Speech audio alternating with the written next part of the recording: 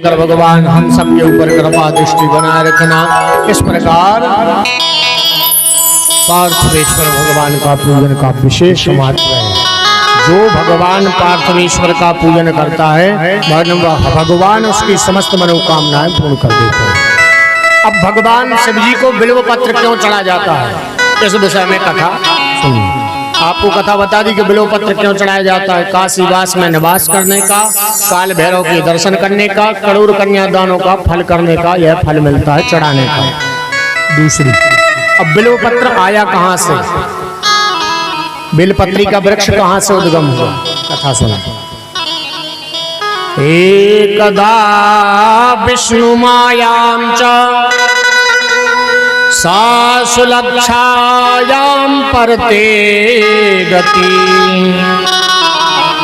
एक बार भगवान विष्णु और माता लक्ष्मी, हुआ 36 को आंकड़ा, एक बार भगवान विष्णु का और लक्ष्मी माता जी का बातों ही बातों में विवाद हो गया। भगवान विष्णु ने कहा कि लक्ष्मी देखो, लक्ष्मी जी के भाई कौन है, जलंधर है कि नहीं। भगवान जलंधर है, वो जलंधर राक्षस है, लेकिन भगवान के साले साहब हैं तो वो राक्षसी प्रवृत्ति में कम जा पाए।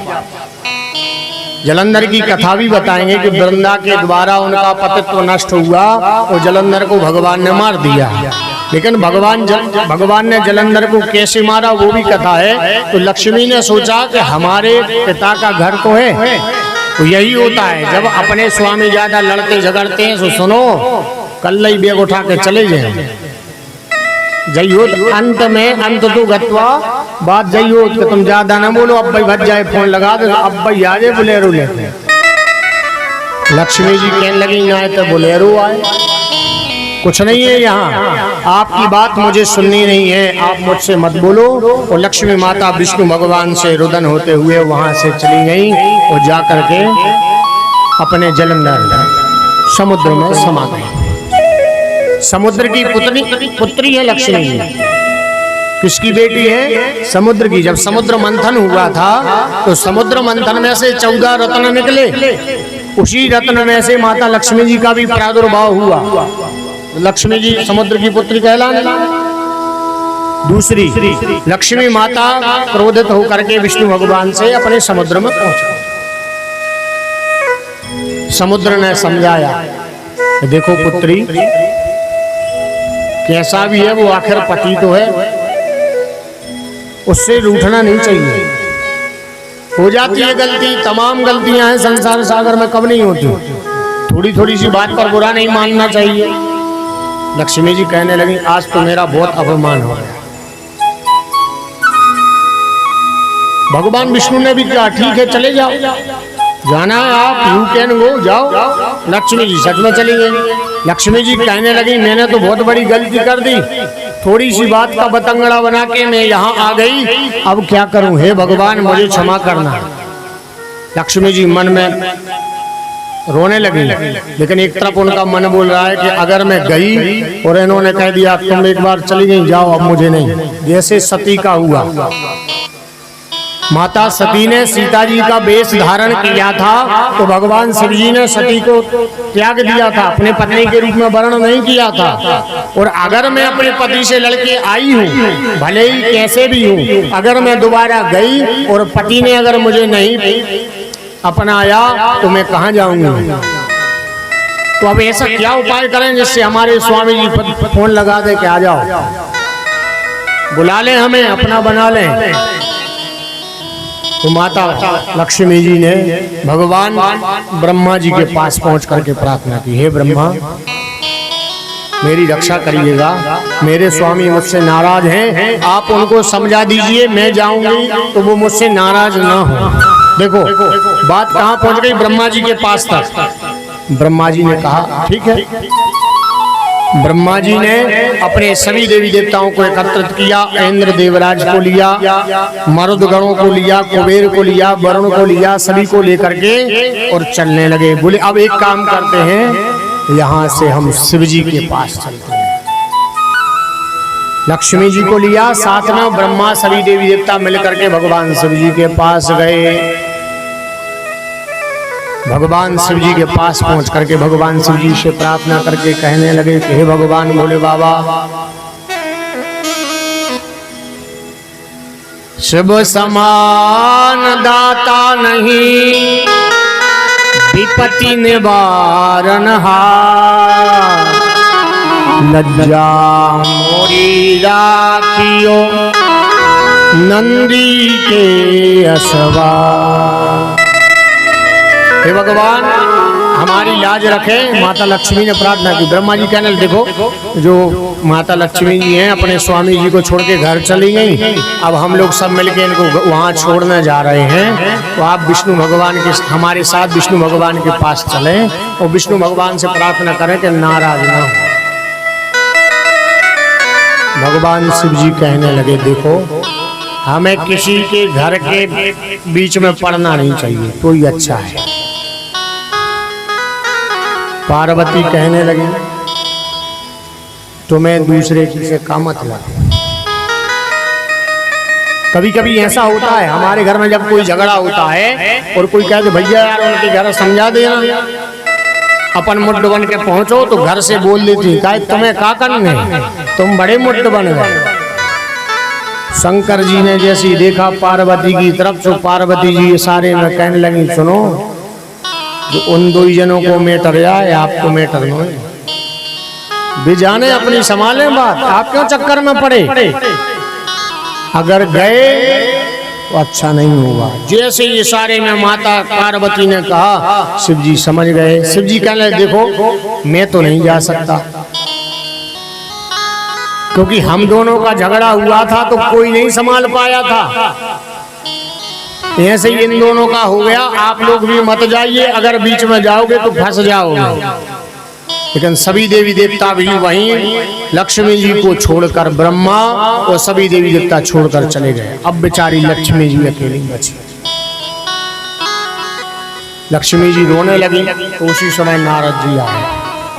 नारद जी ने कहा क्यों माता लक्ष्मी जी क्यों रो रही हैं? नारद जी तो सबका दोष हरते हैं। हे भगवान, हे नारद जी, आपके चरणों में प्रणाम है। मेरे स्वामी जी नाराज हो गए हैं, आप बताइए। सभी देवी देवताओं ने मेरी अबला नारी, मेरी अबला स्त्री मुझ जैसी, इसका संग छोड़ दिया। आप ही बताएं मैं क्या करूं? अगर मैं विष्णु के पास जाती हूं, कहीं उन्होंने मेरी इंसल्ट कर दी तो मुझसे जीना नहीं रहा जाएगा। नारद जी कहने लगे तो आप खुद स्वयं मन से नहीं जा सकती हैं, तो किसी के द्वारा जाओ।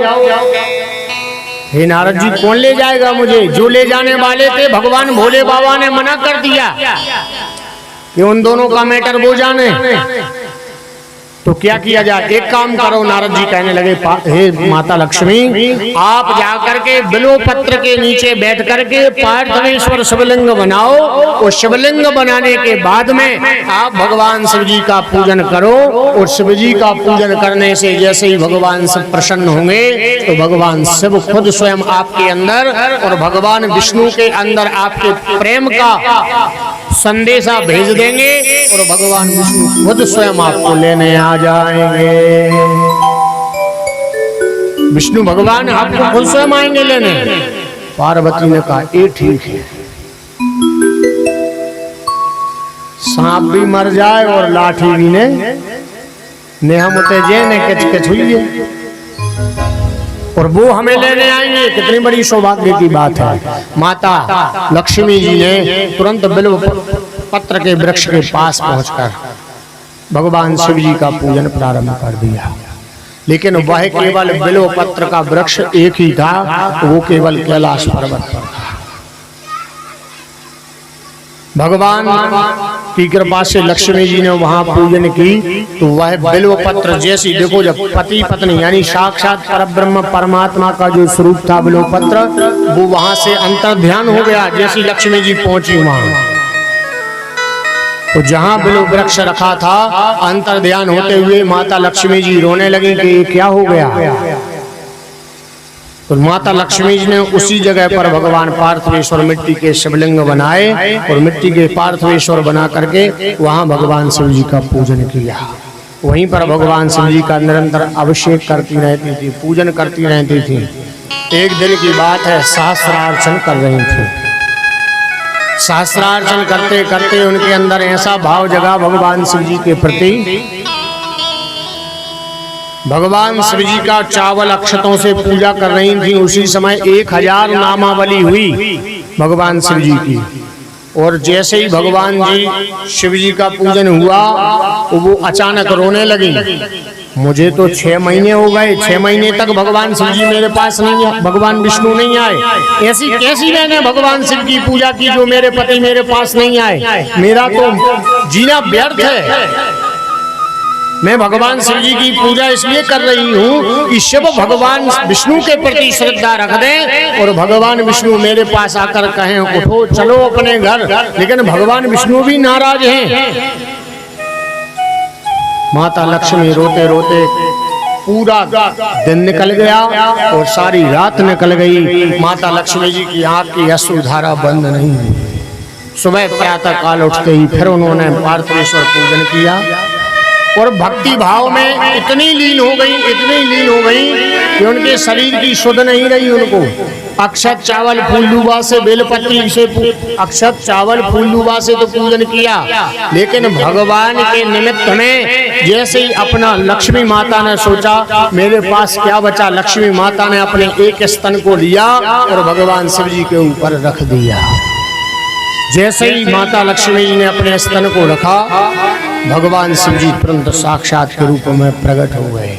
वहीं जैसे ही अपने शरीर के अंगों को रखा, वहीं से जैसे ही दुग्ध धारा वहां से छूटी, तुरंत एक वृक्ष वहां से निकल के आया शिव जी के पिंड के पास से, वही बिल्वपत्र बन गया। बोलो शंकर भगवान की जय हो। जैसे ही शंकर जी सामने आए, माता पार्वती को माता लक्ष्मी जी को प्रणाम करके कहने लगे, हे माता लक्ष्मी जी, आपको विष्णु भगवान के चरणों में प्रणाम है। आज माता लक्ष्मी मैं आपसे प्रसन्न हूँ, आप जो चाहें दुनिया के समस्त वर को मांग सकते हैं आप। हे भगवान, मुझे कुछ नहीं चाहिए, मुझे तो केवल इतना। देखो ये पुस्तक में लिखा हुआ है इसलिए बता रहे हैं। हे माता, हे भगवान शिव जी, मुझे कुछ नहीं चाहिए, मुझे तो केवल इतना चाहिए मेरे पति जी मेरे पास आ जाएं भगवान विष्णु जी। और रोने लगी माता। भगवान शिव जी ने कहा कि चिंता मत करो। भगवान शिव जी ने खुद स्वयं उस बिल्व पत्र को लेकर के सबसे पहले लक्ष्मी जी के हाथ में दिया।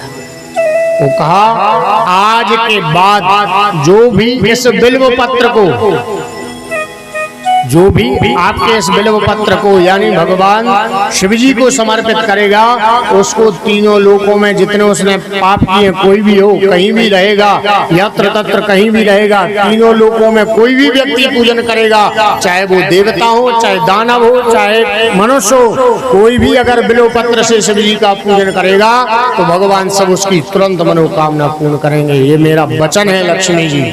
और भगवान शिव जी ने तुरंत नेत्र बंद किए और भगवान विष्णु को निमंत्रण दे दिया और कह दिया, हे भगवान आप आ जाइए, आपकी लक्ष्मी जी परीक्षा में सफल हुई। जैसे ही भगवान शिव जी ने विष्णु का ध्यान किया, भगवान शिव जी तुरंत सामने आ गए।